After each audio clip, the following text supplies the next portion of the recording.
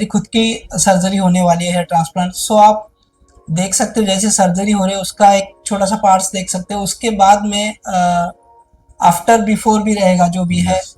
वो भी आप देखोगे तो आपको डेफिनेटली समझ में आएगा। सो आप कमेंट में पूछ सकते हो जो भी आपको आगे पूछना है। Hi guys, welcome to my channel Rakesh for entertainment. और सो फ्रेंड्स, आज ये जो वीडियो है, इस वीडियो में आपके पूरे डाउट्स क्लियर हो जाएंगे हेयर ट्रांसप्लांट को लेके। क्योंकि ओजोन क्लिनिक में हम लोग हैं डॉक्टर सुधीर डोले के साथ, और ये फाउंडर है यहाँ के और कंसल्टेंट भी है। सो ऑल डाउट्स क्लियर हो जाएंगे। आपने आज तक जो भी हेयर ट्रांसप्लांट के बारे में सुना है या फिर आपके मन में जो कोई डर है, पूरा 100% आपको एक्सप्लेन करके बताएंगे। सो सर, सबसे पहले बताइए कि हेयर ट्रांसप्लांट एक्चुअल में क्या है, मतलब कौन से टाइप की थेरेपी है ये, या कौन से टाइप की सर्जरी है? हेयर ट्रांसप्लांट ये है कि उसके 4 कारण हैं: जेनेटिक, न्यूट्रिशनल, स्ट्रेस और हार्मोन। फीमेल हो, मेल हो। फीमेल में बहुत कम परसेंटेज है, मेल में बहुत ज्यादा परसेंटेज है। अब रूल ये है कि जो जेनेटिक होता है उसको कहते हैं androgenic alopecia.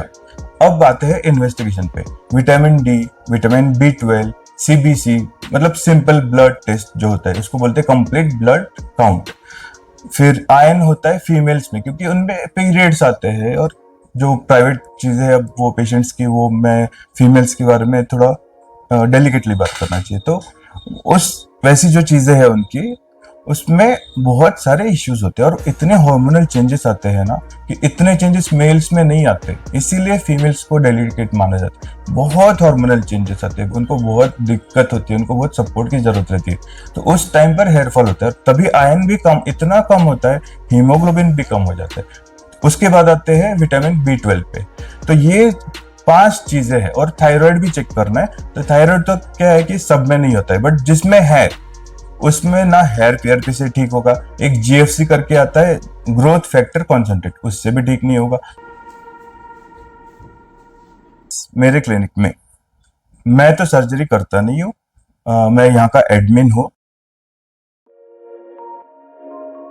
So guys, finally हमारे साथ है कार्तिक पुंजा, जो कि हेयर ट्रांसप्लांट सर्जन है। और अभी हम इनसे भी थोड़े से डाउट्स क्लियर कर लेंगे जो आपके लिए स्पेशली, कि आपके मन में कोई दुविधा न रहे। सो सर, सबसे पहले ये बताएंगे कि हेयर ट्रांसप्लांट होता क्या है? बेसिकली हेयर ट्रांसप्लांट एक प्रोसीजर है यहाँ पे हम पीछे का बाल, जो हमारे सर के पीछे की तरफ जो बाल है वहाँ, वो निकाल के हम आगे की तरफ डालेंगे या टॉप पोर्शन में डालेंगे। जहाँ पे भी बाल कम है या बॉल्डिंग है वहाँ पे हम यहाँ से बाल निकाल के वहाँ पे डालेंगे। तो बेसिकली कैसा रहता है कि जो ये कॉन्सेप्ट कैसे आया है हेयर ट्रांसप्लांट का, बेसिकली है कि यहाँ के बाल नॉर्मली दे आर एक डीएचटी करके हार्मोन, उससे रेजिस्टेंट रहते हैं। तो इसलिए ये बाल हम यहाँ से निकाल के आगे डालते हैं, ताकि जब वो आगे भी आएंगे तो बाल गिरेंगे। तो बेसिकली कैसे है, ये जो पट्टा है बाल का, ये डीएचटी रेजिस्टेंट रहता है। तो उसके वजह से वो गिरता नहीं है बाल का। सो ग्रोथ ऑलमोस्ट सेम ही रहेगा? ग्रोथ सेम रहेगा, हर बाल एक ही लेवल में बढ़ेगा, एक ही साइज में बढ़ेगा? एक ही साइज में बढ़ेगा, लेकिन जब आप इनिशियली आप हेयर ट्रांसप्लांट करेंगे तो पहले आगे पीछे रहेगा, क्योंकि हर बाल का साइकिल सेम नहीं रहता। बाल का भी एक साइकिल रहता है, तो हर बाल का साइकिल सेम नहीं रहता। आसान लफ्जों में बोला जाए तो आपको वो बाद में जब आप हेयर कट कर लोगे तो हाँ, वो धीरे धीरे जैसे अडेप्ट होते जाएगा नए एरिया में बाल, तो वो फिर मैच हो जाएगा, ऑटोमेटिकली मैच हो जाएगा।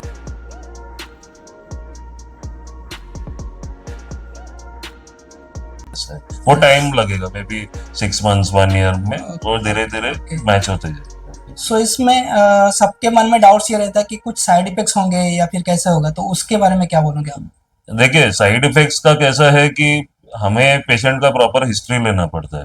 हिस्ट्री इन द सेंस कि उनका कुछ जैसा ब्लड प्रेशर, डायबिटीज, उनको कुछ बीमारियां हैं, उनका कुछ मेडिसिन चालू है, या उनको कुछ एलर्जीज है कोई भी मेडिसिन का, या उनको बाकी कुछ ऐसा, जैसे किसी को वर्टिगो रहेगा या जैसे किसी को और कोई बीमारी रहेगी, तो सब हमको छोटी छोटी चीजें पेशेंट का हिस्ट्री में जानना पड़ेगा। उसके बाद ही हम प्रोसीजर के लिए जाते हैं। फिर हम प्रोसीजर के पहले ब्लड टेस्ट भी करते हैं। तो भी कैसा है कि हमको एक श्योरिटी चाहिए कि पेशेंट को आफ्टर प्रोसीजर कुछ प्रॉब्लम ना हो। तो इसके लिए हम एक प्रॉपर हिस्ट्री लेंगे, ब्लड टेस्ट करेंगे, उसका प्रॉपर पेशेंट को काउंसल करेंगे, उसके बाद ही हम प्रोसीजर करते हैं, so that there are no side effects. So friends, finally ये है कि मतलब ये सब जो कुछ होता है ये प्रोफेशनली होता है, डॉक्टर Yes. के थ्रू होता है। और डेफिनेटली आपके सेफ्टी के लिए पहले सब कुछ चेक किया जाएगा कि आपको किस चीज से एलर्जी है, या फिर आपके कुछ खून में कमी छोटे है, मोटे ब्लड टेस्ट रहेंगे, उसमें जो भी है, जो भी होगा प्रोफेशनली होगा, तो साइड इफेक्ट कुछ नहीं होगा इसका। Yes yes. और गारंटी इसका डेफिनेटली कितना देंगे आप? देखिए, गारंटी कैसा है कि जैसे मैंने आपको बोला कि ये बाल जो हम पीछे से आगे लगाते हैं वो रेजिस्टेंट रहते हैं हार्मोन, ओके। तो बाल गिरेंगे नहीं आपके, लेकिन चांसेस है अगर बाल पतले हो गए या ऐसा कुछ हो गया तो फिर आपको मे बी पीआरपी लेना पड़ेगा, या ऐसा कोई जैसा पीआरपी बेसिकली हम बाद में भी बताएंगे डिस्कशन में। तो कुछ ट्रीटमेंट्स रहते हैं जो हमको हेयर ट्रांसप्लांट के बाद भी करने पड़ते हैं, छोटे छोटे प्रोसीजर्स। ओके। तो फिर वो अगर आप मेंटेन रखोगे तो फिर रिजल्ट कायम रहेगा, फिर कुछ प्रॉब्लम नहीं होगा। लेकिन अपने को मेंटेनेंस थोड़ा रखना पड़ेगा आपका हेयर ट्रांसप्लांट। ऐसा नहीं है कि आपने ट्रांसप्लांट करा लिया उसके बाद नो मेडिसिन नो प्रोसीजर, उसके बाद ऐसा नहीं होता। थोड़ा पेशेंट अगर प्रॉपरली मेंटेन करे तो लाइफ लॉन्ग भी बाल चलेगा। देन अभी ये सब अभी लोग जैसे कि किसी एज में कर सकते हैं, टिपिकल कोई एज है जैसे कि ये एज के बीच में करना चाहिए? देखिए, पेशेंट अगर फिजिकली फिट है तो कोई भी एज में भी कर सकते हैं। मैंने 72 ईयर ओल्ड आदमी का भी किया है। तो इट इज नॉट कि एज रिलेटेड चीज नहीं है। बेसिकली दो चीज होना चाहिए, पेशेंट फिजिकली फिट होना चाहिए, और दूसरा बात कैसा है कि उसको ये पार्ट जो बोलते हैं इसको हम डोनर बोलते हैं, क्योंकि ये यहाँ से बाल हम निकालते हैं। तो अगर उसका डोनर सफिशिएंट है और वो कवर कर सकता है अपना रेसिपिएंट एरिया को, मतलब जहाँ पे ट्रांसप्लांट करना है, तो I think any as is okay. Transplant can be done at any as, ऐसा कोई सो इश्यू नहीं। ऐसा भी सुनने में आता है कि कुछ सलून वाले हैं या जो कुछ लोकल लोग हैं वो भी कहते हैं कि हम लोग भी ये सब करते हैं या कर पाएंगे, तो उसके बारे में आप क्या बताएंगे पब्लिक को? देखिए, मैं पब्लिक को बोलूंगा कि सावधान रहिए ये सब चीजों में। आप पहले चीज तो आप जो डॉक्टर सिलेक्ट करते हैं या जो क्लिनिक सिलेक्ट करते हैं, बेसिकली आप क्लिनिक में ही करिए। ये एक ऐसा मेडिकल फील्ड है, तो मेडिकल आदमी से ही करवाइए। आप अगर लेमैन से करेंगे, क्योंकि कैसे सैलून वाले को कुछ आइडिया नहीं है मेडिकल का। अगर आप वो बोलेगा मैं आपका ट्रांसप्लांट कर दूंगा, तो आप अपना लाइफ रिस्क में डाल रहे हैं। तो मैं वैसा किसी को रेकमेंड ही नहीं करूंगा कि आप सैलून में जाके करवाइए। You have to do it, मतलब एक प्रॉपर क्लिनिक अच्छी में जगह पे करें, डॉक्टर के पास सर्च करें। करें तो बेटर है, बाद में भी सेफ है। यू नो, क्यों जान जोखिम में डालना है। और ये सब जो हो रहा है आजकल, डेथ्स हो रहे हेयर ट्रांसप्लांट के बाद वगैरह, ये कैसा है कि ये बराबर से हिस्ट्री नहीं लिया जाता, बराबर से प्री प्रोसीजर नहीं यही किया जाता। डाउट्स लोगों के मन में, इसलिए मैंने आपसे पूछा हाँ, कि तो आप अगर गलत जगह पे करते हो, गलत तरीके से करते हो, तो डेफिनेटली रिस्क हो सकता है। डेफिनेटली हो सकता है। ये इन दी एंड एक ये प्रोसीजर है। सो ऐसा नहीं है कि आप हेयर ट्रांसप्लांट कर रहे हो तो उसमें ऐसा हो जाता है, या फिर कहीं पे आपने सुना होगा कि ऐसा हो गया वैसा हो गया, कुछ एक्सीडेंटली हो गया, साइड इफेक्ट्स हो गया। तो सर बिल्कुल सही कह रहे हैं कि अगर आप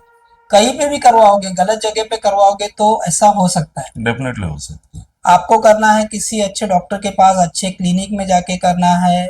आप सोच समझ के, डॉक्टर कौन है, वो हेयर ट्रांसप्लांट सर्जन है नहीं है, सब चेक करके उसके बाद में करेंगे तो रिस्क नहीं है। यस, वही बॉटम लाइन वही है मेरा कहने का। बराबर।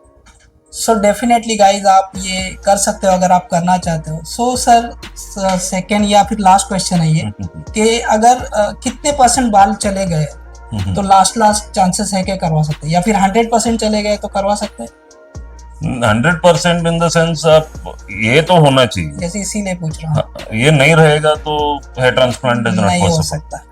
तो आप बॉडी हेयर ले सकते हैं, बट बॉडी हेयर का भी एक लिमिट है। जैसे आप बियर्ड से ले सकते हैं, आप चेस्ट से ले सकते हैं बाल, बट वो कैसा है कि उसका भी एक लिमिट है। वो जितना हम यहाँ से निकाल सकते हैं वहां से उतना नहीं उतना अच्छा क्वालिटी नहीं आएगा। और शायद से ग्रोथ भी नहीं देगा वैसा, देगा ग्रोथ, बट जितना ये ग्रोथ देगा वो नहीं देगा। वो नहीं देगा। यहाँ समझिए कि यहाँ और बियर्ड का हम ले सकते हैं, क्योंकि बियर्ड का कैसे, बियर्ड का भी ग्रोथ अच्छा होता है। तो बट बेस्ट ये बाल है, सेकंड ऑप्शन बियर्ड है, थर्ड ऑप्शन चेस्ट है। फिर आप हाथ से भी निकाल सकते हैं, बाल रहेगा तो पैर से भी निकाल सकते हैं। बट कैसा है कि वो कितना ग्रोथ होगा और इसका क्वालिटी ऑफ ग्रोथ कैसा होगा वो हम यस डेफिनेटली बता नहीं सकते आपको ऐसा। ओके। तो बेस्ट, अगर आदमी को यहाँ पे कम है, यहाँ डोनर एरिया कम है, तो वो केस अवॉइड करेंगे तो वो बेटर है। क्योंकि कैसे वो पेशेंट को एक एक्सपेक्टेशन देके फिर हम पीछे जाएंगे तो वो भी पेशेंट के लिए भी बुरा है, हमारे लिए भी बुरा है। तो अगर उनका डोनर ही कम है तो better avoid the case. So I think so guys कि आपके सारे डाउट्स यहाँ पे क्लियर हो रहे हैं और हो गए। और जैसे कि मैंने पहले भी बोला था कि मेरी खुद की सर्जरी होने वाली है हेयर ट्रांसप्लांट। सो आप देख सकते हो जैसे सर्जरी हो रही है उसका एक छोटा सा पार्ट्स देख सकते हो। उसके बाद में आफ्टर बिफोर भी रहेगा जो भी है, वो भी आप देखोगे तो आपको डेफिनेटली समझ में आएगा। सो आप कमेंट में पूछ सकते हो जो भी आपको आगे पूछना है। Thank you. सो फ्रेंड्स, आप देख रहे हो ये है मेरा सर का पिछला हिस्सा जहाँ से बाल ऑलरेडी निकाले हुए हैं और यही बाल आगे ट्रांसप्लांट किए जाएंगे। ये देखिए ट्रांसप्लांट कर रहे हैं डॉक्टर, और डॉक्टर जो है पहले से एनेस्थीसिया दे के रखते हैं। सो कोई दर्द नहीं होता, हल्का सा फील होता है जैसे कि चूटी काटती है ऐसे फील होगा।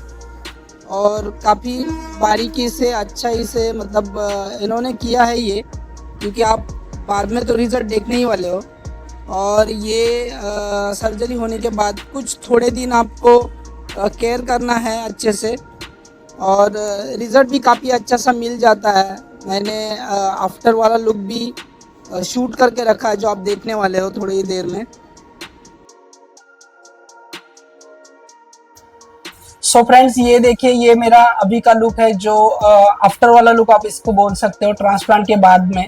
और काफ़ी अच्छा सा रिजल्ट आया।